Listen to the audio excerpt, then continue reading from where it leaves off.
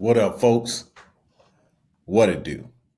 Welcome to another episode of the Best Advice Ever podcast. Yeah, with your boy, Mike Goodwin, the bow-tied comedian. Thank you so much for tuning in to the Best Advice Ever podcast. Shout out to the loyal listeners and those of you that are new. This may be first time.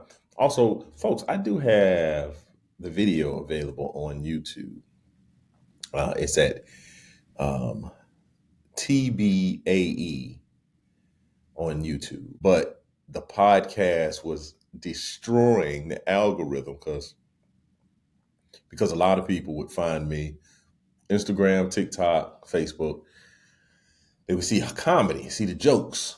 So then they bebop over to YouTube and then they find one of these episodes where I'm not really telling a lot of jokes, man. I'm getting my podcast on. I'm just talking to the people. Now, will it be funny? Yeah, I say some funny things, but it's not necessarily the overarching intent for me to put on a comedy show during the podcast. So we had to move it. We had to take it to some other digital real estate.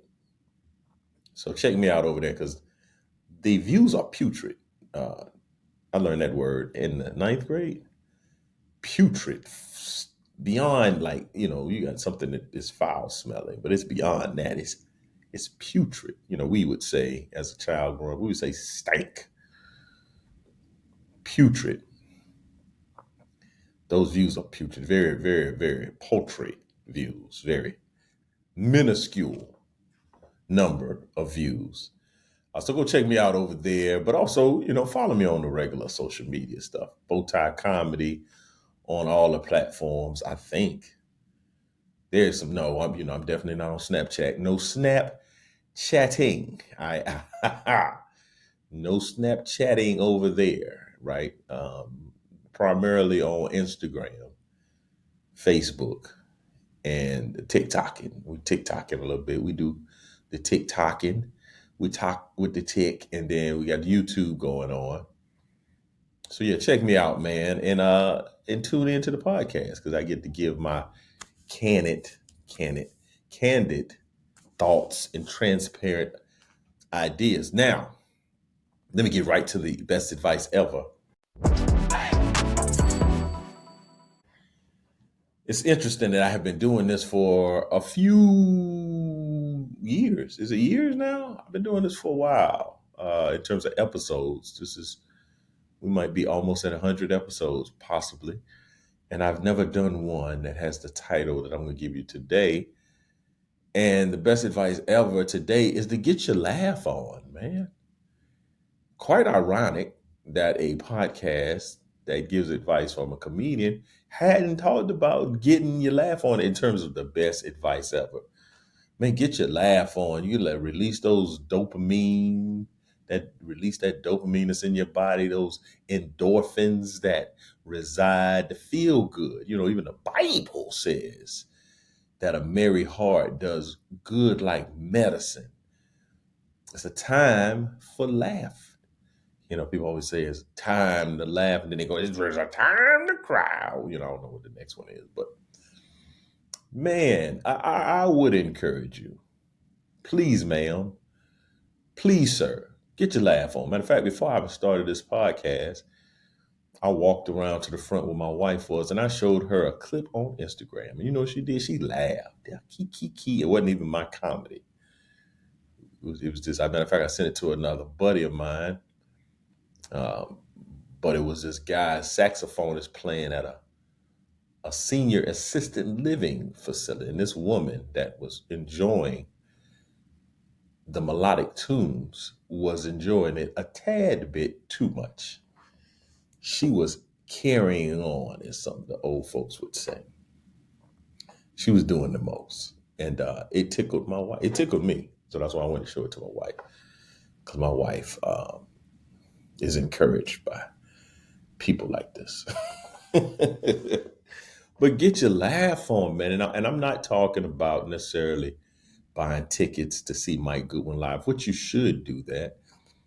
But you can get your laugh on in a variety of ways, a plethora, a myriad of ways, a cornucopia of ways.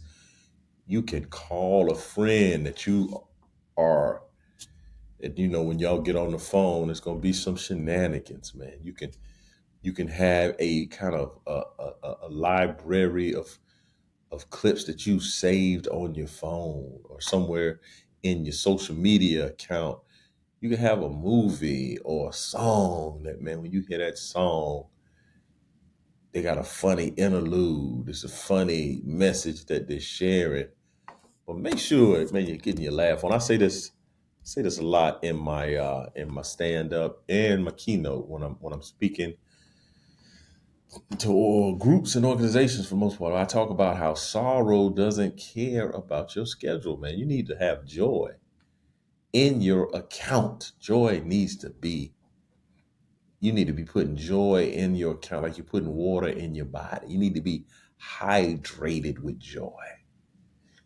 Hydrate yourself with joy. People, I've never said that before. Hydrate yourself with joy. Replenish your joy reservoir. Replenish your joy reserves. A lot of you walking around with your joy on E.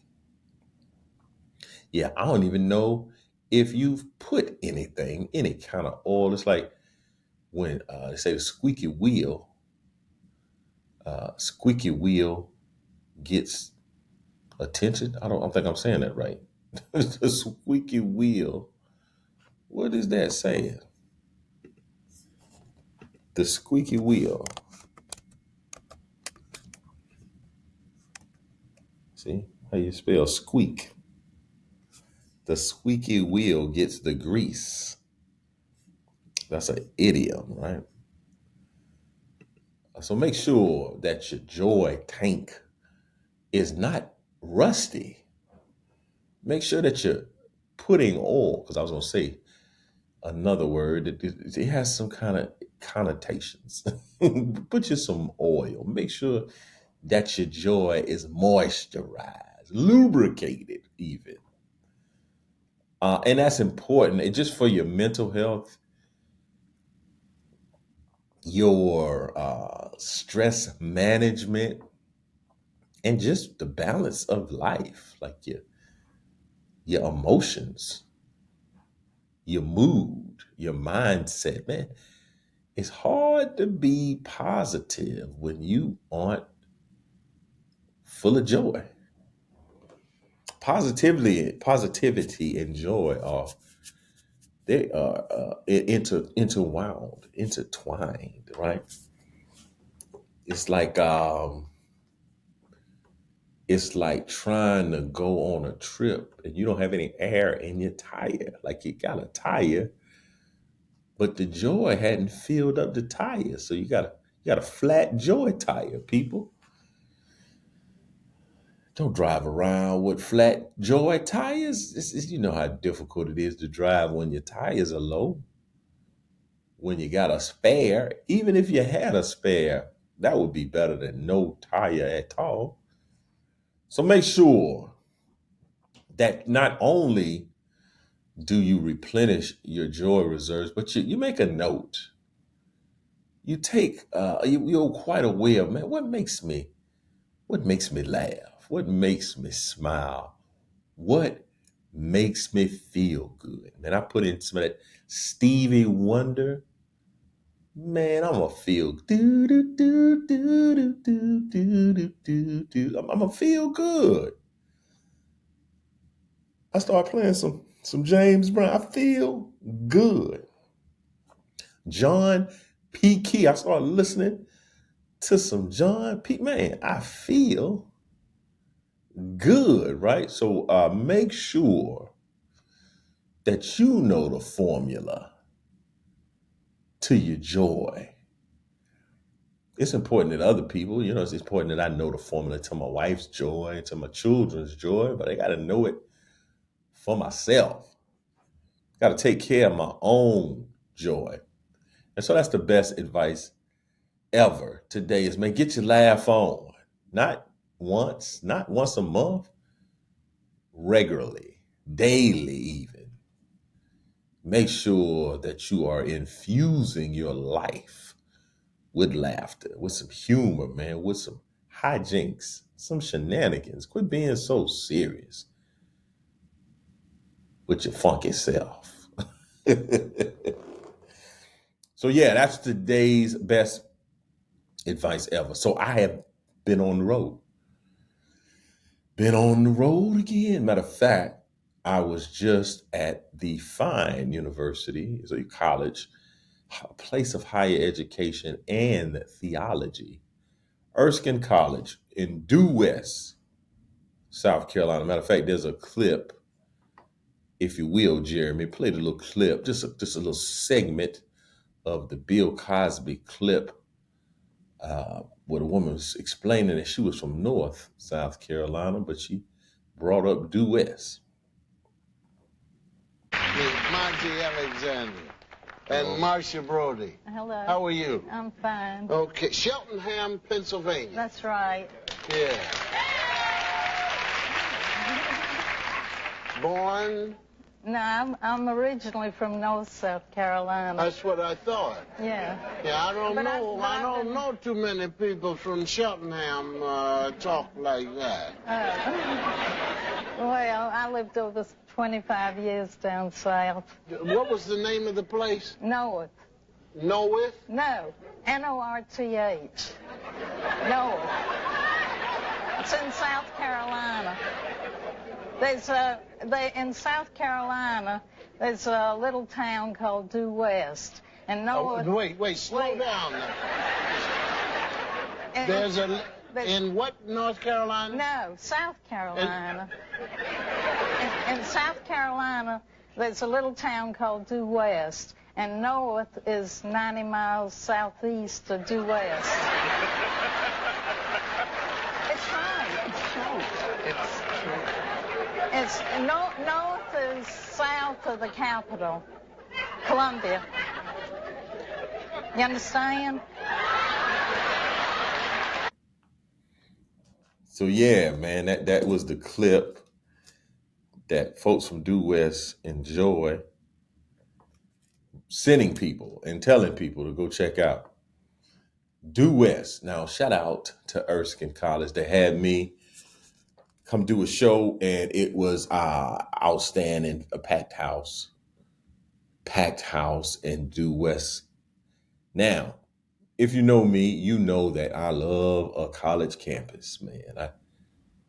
And Due West has a nice college campus, man. It's it feels like one of those quintessential college campuses. Now, it's not big, but it looks good, man. It's a good looking campus. Matter of fact, I went to college up the road about 30 miles in Greenwood, South Carolina. And Greenwood, Lander University. Lander has the campus looks much better than it did when I was a student. And we didn't have a bad campus, but it didn't really look. It wasn't really defined. You know, there's certain college campuses you see all this space, and there's statues, and there are symbols on campus, the signage to communicate the alma mater and the motto and all those types of things. Erskine has a lot of that. Matter of fact, I didn't even realize it, but Erskine, there was another college that was in Tennessee, Bryson College. I think it closed in 1929, and they merged with Erskine. Erskine also, for that size of school, has a football team, which Lander does not have. And when I think about my college days in that area, so you have Lander University where I attended, but then there's a Presbyterian college that is in Clinton, South Carolina, right up the road.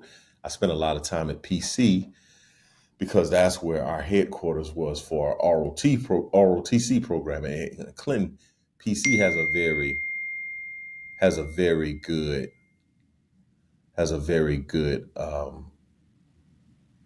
very good looking campus. It's one of those campuses that when you envision a college campus, that's what you see. You see, you see yard. When I say yard, I'm talking about lawns.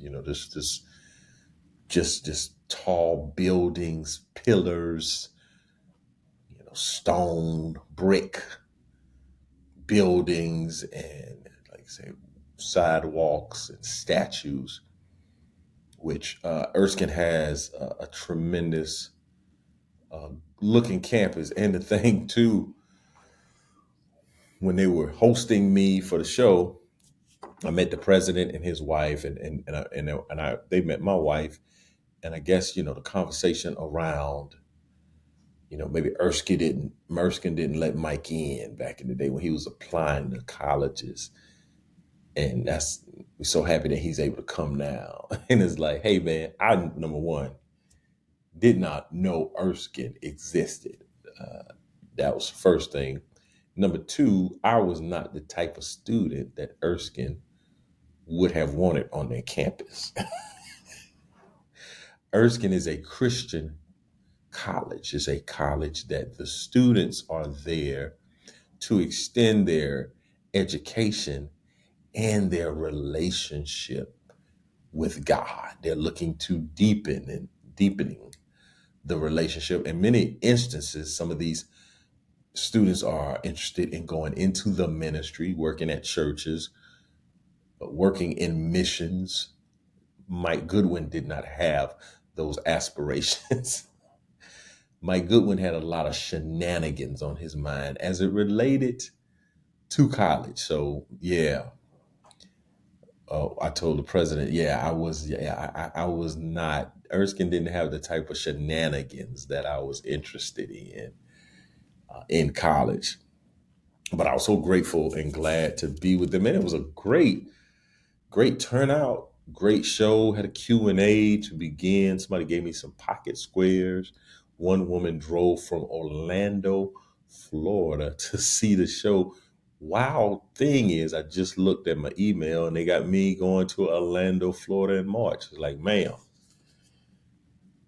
I told her at the show too, because she was at the VIP Q&A, and she said, tell me what I'm not going to do. I said, what you're not going to do is drive all the way to due west and not see me when I come to Orlando. That's what you're not going to do. So shout out to Erskine College. Again, I am overwhelmed. I'm very grateful, because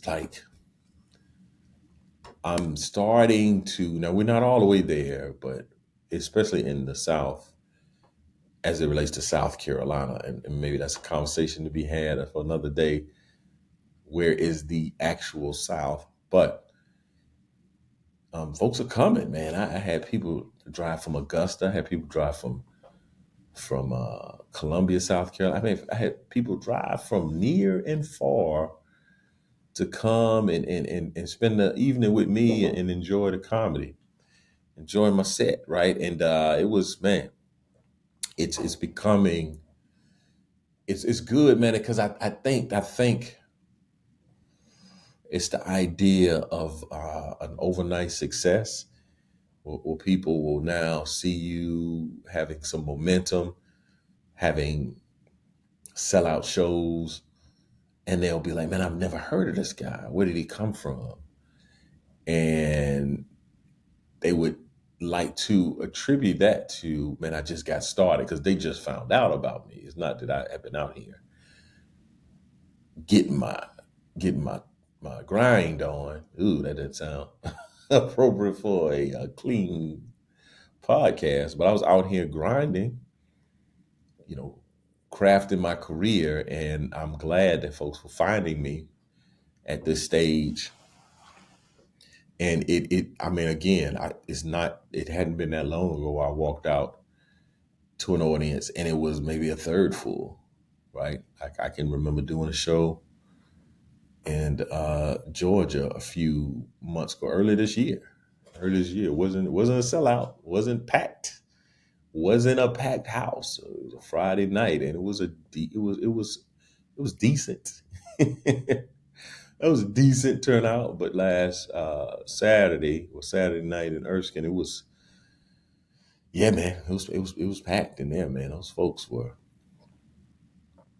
in there. They were engaged.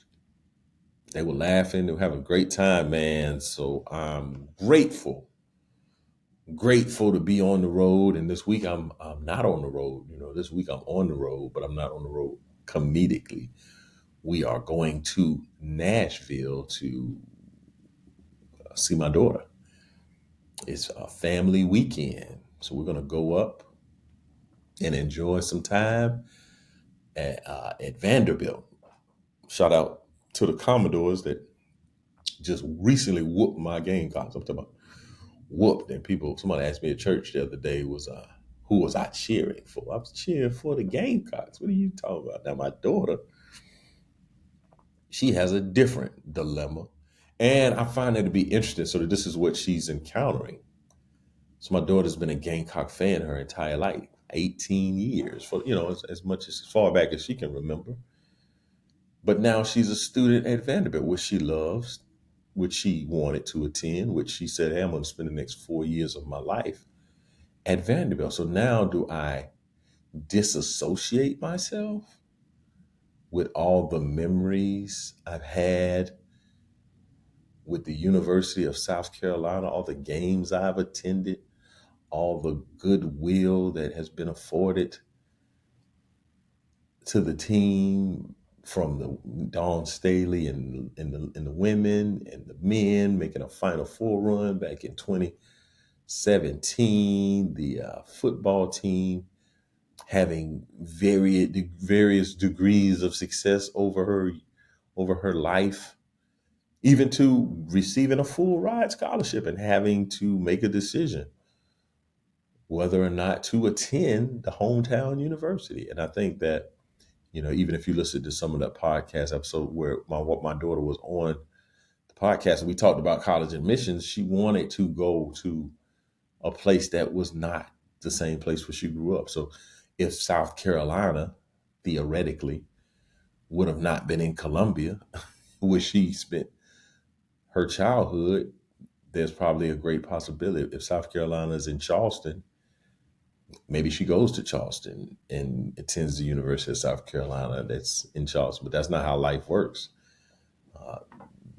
South Carolina, they had a strike because they were here in Columbia. She would have been fine had, all her other opportunities not work out. I think South Carolina would have been a place where she would have attended and been very grateful and excited to be a student there. But I think her heart, like she said a few times before, her heart was with Vanderbilt. And so now she's at college and people are like, she got to denounce. you gotta throw down your allegiance to the University of South Carolina. She's like, nah, I ain't doing that. You can do two things can be true at the same time, and then she'll have a greater appreciation for Vanderbilt as the years go. So, I don't know if South Carolina will ever be unseated as it relates to her fandom, but I think her love of Vanderbilt will grow. And there was an analogy I wanted to kind of share, but I didn't want to make this a heavy episode. I wanted this to be light episode, like light mail, right? But yeah, that's something that she's encountering now. There's individuals at her school that are saying, hey, you cannot be a fan. And if you are a fan, why didn't you go there? And it's like, hey, man, I can't say what I want to say. But back up off me a little bit, right? Like, chill. Let me live my life and you live your life.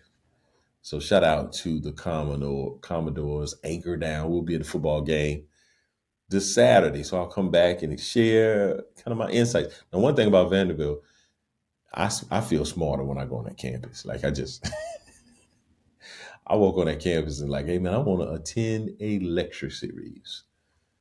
I would like to have a discussion on the analysis of comedic timing and facial expressions for Netflix comics. it's just really, you know, it really heightens your sense of intellect and curiosity on that type of campus. And it's a, to say it's a beautiful campus is an understatement.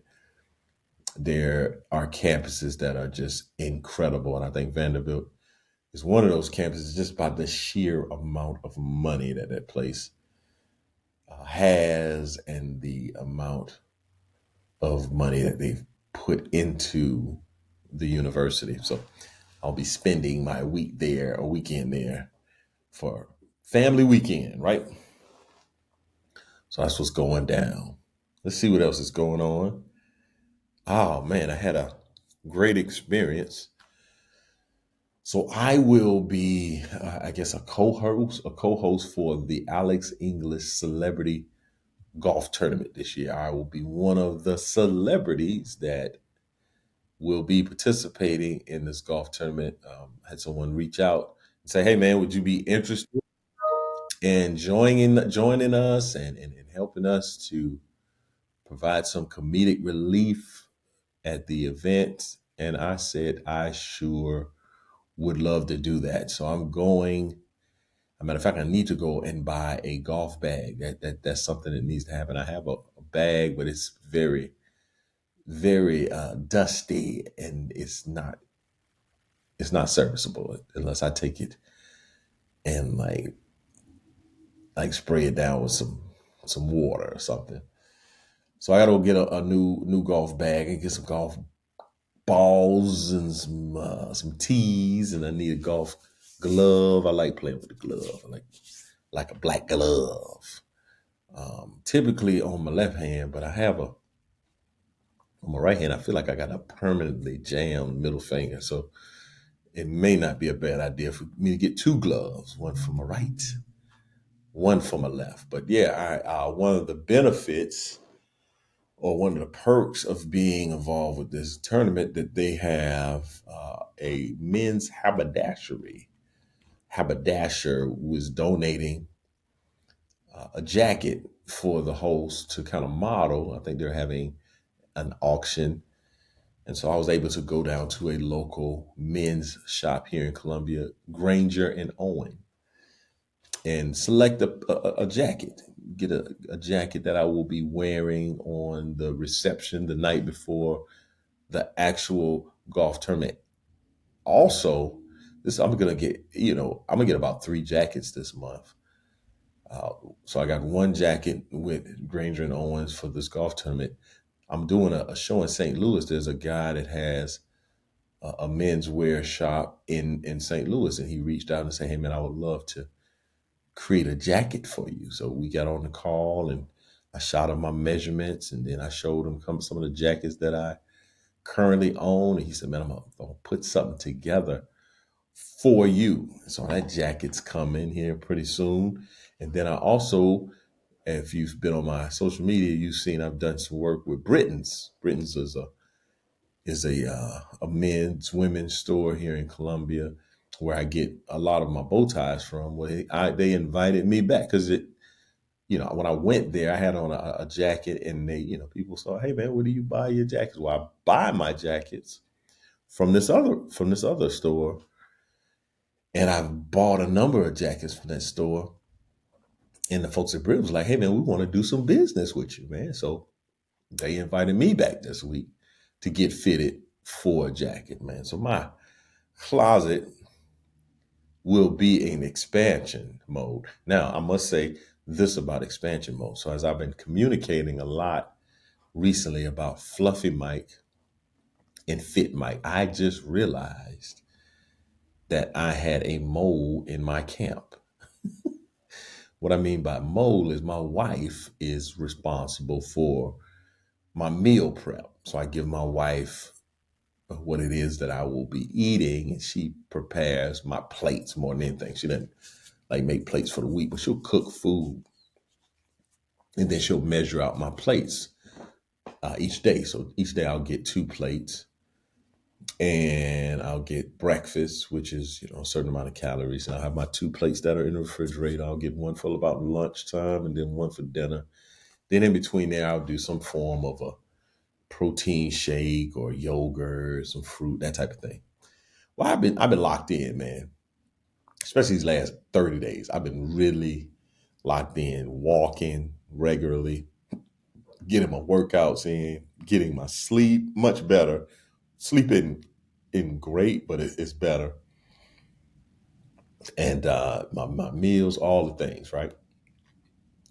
So I'm noticing, and that scale not moving like I wanted to move. And I feel better. I feel, clothes are fitting a little different. But I feel like, man, as hard as I'm working, I'm not sitting on the type of results that I want. So I'm looking at all the things. I look at my meals, and I'm like, man, I'm gonna cut, because one of the biggest things, I've said this before, when you're trying to lose weight, you got to get in a calorie deficit. You got to eat less calories than your body consumes. So I started looking at meal plan stuff, and right now, in my mind, I was getting 2 plates. Now, most of the plates are, one plate is typically a chicken plate, and the other plate is a not shrimp plate, salmon plate. So I tell my wife the other day, I said, hey, we're going to cut back, because the chicken plate is 5 ounces of chicken, 5 ounces of rice, and about 4 ounces of stirred vegetables, right? So I tell her we need to cut back the chicken to 4 ounces, the chicken and rice to 4 ounces. So she was like, cool. So I'm doing something today, and she was getting ready to prepare the second plate. So she said, hey, do you want me to keep the salmon the same? And I was like, what is the salmon? What ounces are we using? This woman tells me 8 ounces. She's been preparing 8 ounces of salmon. Now look, she's not wrong, because I've done a number of different meal iterations. And so the one a few times ago had some form of fish. It was typically cod or a haddock. Yeah, haddock or cod, right? And so we placed that with salmon, and the fish was 8 ounces though. But I don't need 8 ounces of salmon.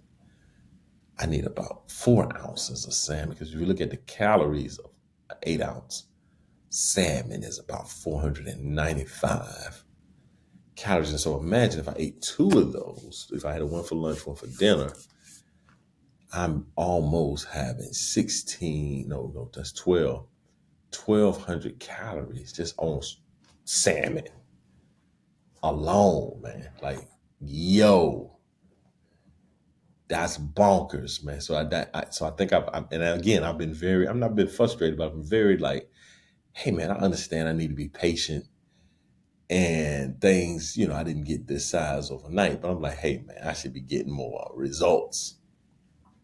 And I found out my wife is doubling up my salmon, man. So we're going to make this salmon tweet and get on track. Well, and I'm on track. Like, things, it's coming down, but it's just not at the rate that I was thinking that it should come down. So we're going to fix that. So I'm trying to undermine my greatness. Speaking of greatness, I know I mentioned, my buddy said I was destined for greatness. I'm talking about that next podcast. But y'all pray for my wife and tell her quit trying to make me fluffy Mike, giving me 8 ounces of salmon. Come on, man. Don't do me like that. Don't do me like that. So look, so when I went and looked, and some of the stuff is just kind of guesstimated, but it said 8 ounces of salmon is 495 calories, or 490 something. Let me look exactly what it says, because I took a little look, took a little peek. 472 calories.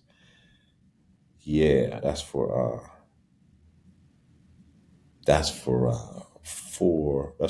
8 ounces, 472. Then I looked at 5. If I looked at 5 ounces, and 5 ounces is 295. So what I think I'm gonna do is go with 4 ounces, which may put me about 295.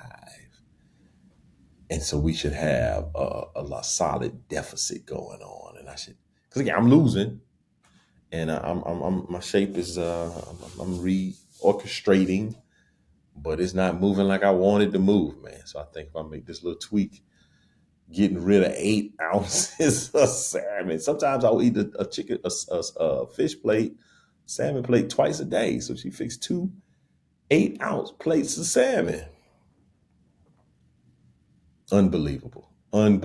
So yeah, this next 30 days, man, I think I'm gonna see some rapid, because I'm telling you, I'm doing the stuff, I'm doing the things, I'm walking, I'm getting my strength training in, I'm staying within my caloric deficit. I'm doing all the things. I'm walking, I'm jumping rope, I'm on the stairmaster, I'm on the treadmill. But my gut's like, no, no, no, no, no. And I'm like, yeah, yeah, yeah, yeah, yeah. And the gut's like, no, no, no, no, no. Not gonna cry. I'm not gonna cry no more. Like, I don't need you to cry. I need you to get up out of here, stomach. Need you to evacuate the premises. Evict yourself. So I think that this salmon conspiracy that I've just got to the bottom of, I think it's going to yield some great results. So thank y'all so much for tuning in to another episode of the Best Advice Ever podcast. Man, share this, like, subscribe, share the podcast, my social media.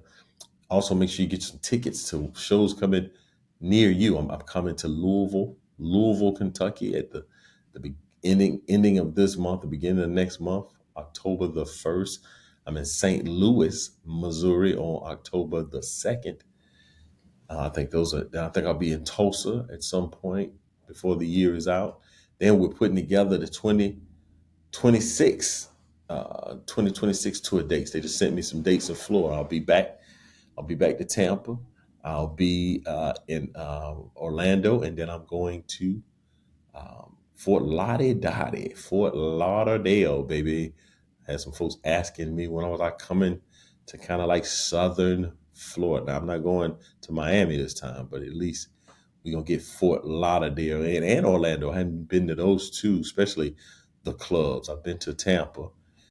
Thank you for tuning in to another episode of the Best Advice Ever podcast. Man, again, like, share, subscribe. Follow me on social media at Bowtie Comedy, or Instagram, Facebook, TikTok, all the things. Or you can go to MikeGoodwin.com. Appreciate you for tuning in. See you next time. Same bat channel, same bat place. Could have been anywhere in the world, but you're here with me. And I appreciate it. Peace.